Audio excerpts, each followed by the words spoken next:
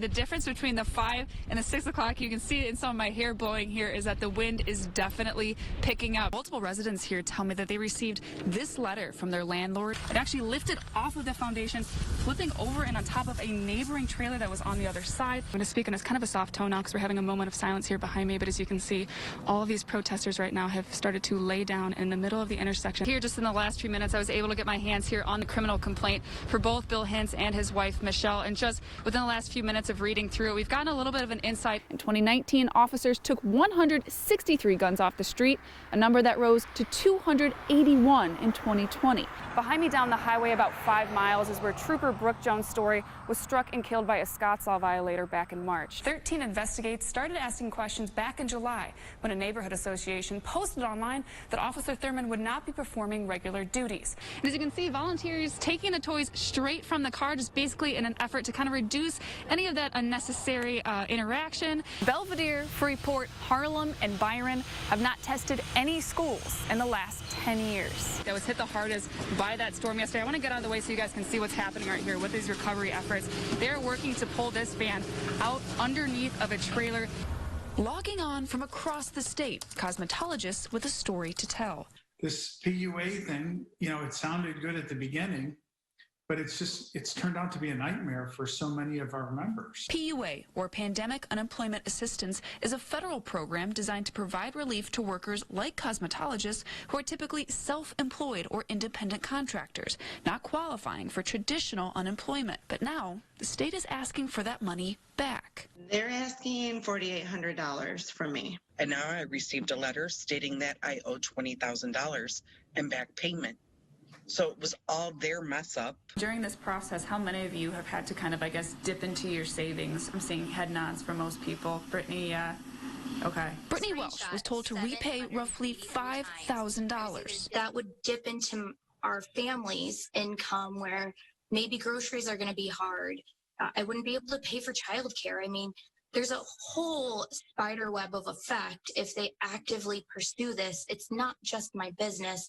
They're also messing with my family's lives as well. But there is someone going to bat for this group. We're working with our lobbyists in Springfield to try to get this resolved. Frank Folco is the CEO of Chicago Cosmetologists, a nonprofit representing thousands of Illinois salon professionals. He says the group's lobbyist is pushing for change, which he says ultimately will need to come from the federal level because Congress is responsible for creating PUA. Because this is a bigger issue, even beyond Illinois. It's just a huge issue. Folco says there's legislation on the table in the federal House that could fix this. It would provide a hardship waiver for certain overpayments of PUA. So while thousands of workers, like these ones we've talked to, wait for lawmakers to figure out a solution, they're encouraged by these networks of professionals banding together. I want to just give credit where credit's due. First, this group here working together and bringing the issue up and bringing it to light. Logging in to have their voices heard. For your 13 Weather Authority, Mary Sugden, 13 News.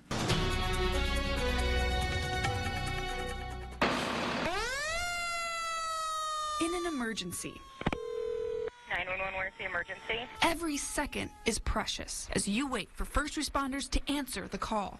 Yes, it's a house. My father-in-law, he's a 66-year-old male. He's diabetic. It's seeing that loved one, and there's nothing that you could do to help them, and you have to wait. Anna Roberson called 911 a few weeks ago when her diabetic father-in-law's blood sugar crashed. We are right now trying to get him to drink pop. He's kind of drinking a little bit. He is coherent a little bit. Anna called from South Rockford, but her call didn't go where it should have, to the Winnebago County Center. Instead, it was incorrectly directed to Rockford's dispatch center. Okay, let me get the ambulance started, but I'm going to transfer you over to county, okay? Oh, okay. Hold on, please. It's like, wait, what? You want me to speak to another dispatcher, repeat the same situation, what's going on? Roughly 50 seconds ticked away before Anna was connected to the correct telecommunicator. I do not understand. They never said why or for what. They just like, oh, we can't help you. We got to transfer you to another dispatcher. Anna isn't the only one who's had this confusion in an emergency. Dozens of 911 calls are transferred in between the city of Rockford and Winnebago County every day.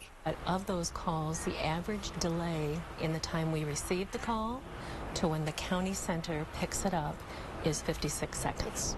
56 seconds. The average time it takes in a 911 call transfer from when you speak to the first dispatcher before you're connected to the correct one.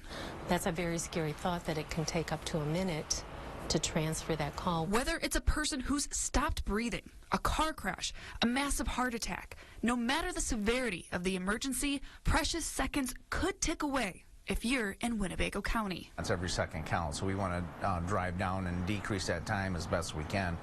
Specifically on the fire and EMS side, if someone's not breathing or their heart is stopped, time equals tissue. But why does this happen? It all comes down to how you place your call, with a landline or a cell phone. If you call from a landline, we know exactly where you are. We get that information from the telecoms, the telecommunication companies. It has your exact address, phone number. We know where you are, even if you can't speak to us. Rockford 911 Division Administrator Lee Sternberg says if the call comes from a cell phone, it goes to a cell tower, then to a dispatch center. But that technology isn't always correct. Sometimes sending calls to a 911 center that isn't in the same boundary they are in. Here's an example. Rockford Mayor Tom McNamara spotted a crash outside City Hall, which is across the street from the city dispatch center. Just listen to where his call ended up.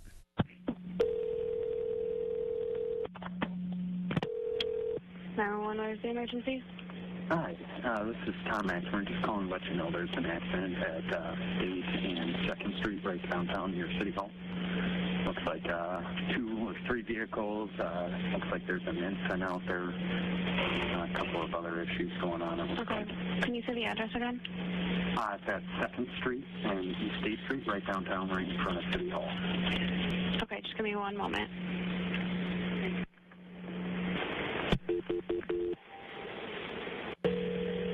Is there any injuries? Rockford 911, where's the emergency? Hi, this is Winnebago County with a transfer. This is the accident at 2nd Street and East 8th Street right downtown in front of City Hall. Okay. So instead of the mayor's call going across the street, it traveled more than 4 miles away. According to the Rockford Fire Department, on average, the city dispatch center sends roughly 3,000 transfers to the county a year. The county to the city is more than double that, with an average of just under 7,000.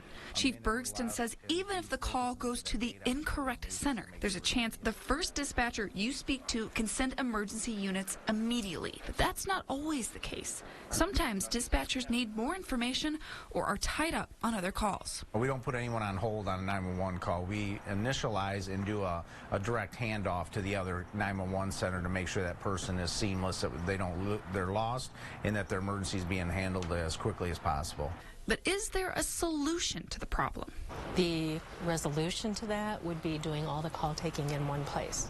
If all the call taking was done in one center or one PSAP, that would eliminate the need for transfers. Chief Bergson says this type of consolidation can come with a hefty price tag and has been met with opposition in years past. And that's been ongoing probably for the last 3 to 4 years. We haven't gotten to that point yet, but in the meantime, we really focus on the training, that we identify what the appropriate resource is and get that call handled as quickly as possible and route it to the right center. I don't like the model that we're in right now. Winnebago County Sheriff Gary Caruana says the splitting of the 2 dispatch centers happened back in 2006 under different leaders after he believes both sides stopped seeing eye to eye. Relationships. That's all it was, relationships. A decision he and Bergston both hope they can change in the coming years. I think some of the past relationships back in the day, probably those fears carry on. We want to clear that up. Is it going to take some time? Yeah. Do I think we can change culture? Yes. But we have to keep working on it. Until that happens, telecommunicators will work against the clock to get life-saving help to you. Yeah, medical's already en route on the way over there, okay? Now I hear the siren. For your 13 Weather Authority, Mary Sugden, 13 News. Erica Cox, Robin Miller, and Rosie Ramirez belong to a sisterhood. These women are mothers. This is Colton. He's our youngest child. He's 3 months old today. But the trio's bond extends beyond the tiny hands and feet they watch over. Each woman has endured a trauma, which years later continues to hang heavy on their heart. It's really hard for me to talk about miscarriage. All 3 women are surviving after miscarriages, sharing their stories in hopes it will help others. For Erica, her first of 3 pregnancy losses came in her first year of marriage, the final, an ectopic pregnancy. I was thinking back about it, and I think about my babies often, and I just cried, just sobbed, and it's been 6 years, and it's still so raw. Robin, now the proud mother of 2, hasn't forgotten her 2 losses. My first sign was that they couldn't find the heartbeat. I knew.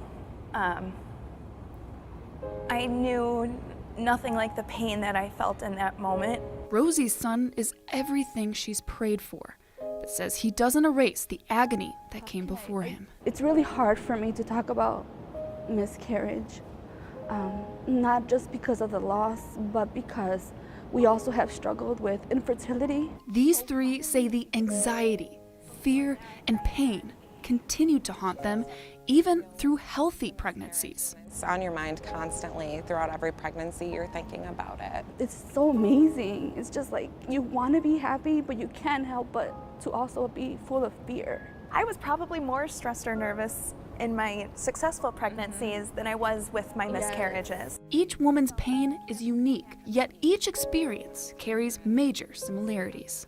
And from what I've heard from each of you is that there's a shame that seems to be kind of coming with this. So is that something that you feel you kind of put on yourself, or talk to me about how that feeling kind of rises up after a miscarriage? I was nervous, and I was worried that I wouldn't be a good mom to this baby, and then I'd miscarried. And I couldn't help but feel that I had caused that, like that my fear, my stress, like I had done this. How can you tell me this isn't my fault when this thing that's supposed to be thriving was in my body? Right. How can you tell me it wasn't my fault that I couldn't continue giving this life? And it was just shame that my body didn't do what it was supposed to do, you know? And I think there's a lot of women out there that feel that way. It seems that for each of you, this is something that you never really thought would happen to you. Do you think that's because this is a topic that we don't talk about enough, that's not out in the forefront of what people are comfortable talking about? And I didn't think it was going to happen to me. Like, no one talks about it. So I told a bunch of friends, I told coworkers, I told family, and then we had the miscarriage shortly thereafter. I was so incredibly naive to absolutely every aspect of it. I remember opening up to a couple close family members and talking about miscarriage, and well, they started sharing stories about other family members, which I had no idea that they also have gone through miscarriage. These women feel like they were left in the dark, something they want to change. It is something that so many of us go through, but none of us realize it until we start being brave enough to speak about it. Robin started a mothers group on Facebook, 815 Mamas, to help open up a conversation. Just being able to respond to a post and just simply say, yes, I've been through it, I feel you, I'm here. And it's almost healing. It's comforting. I have goosebumps talking about it. It really is. It's wild how much it like kind of comforts you, and you're, I don't know, it's like you're caring for what you couldn't care for. Because in the end, by sharing their heartache and loss, together, it doesn't feel so alone. And what they endured doesn't have to be in vain. This is where those babies can have a purpose, and they can live on through something much bigger than I ever even imagined. So here I am. A sisterhood that's stronger when it's shared.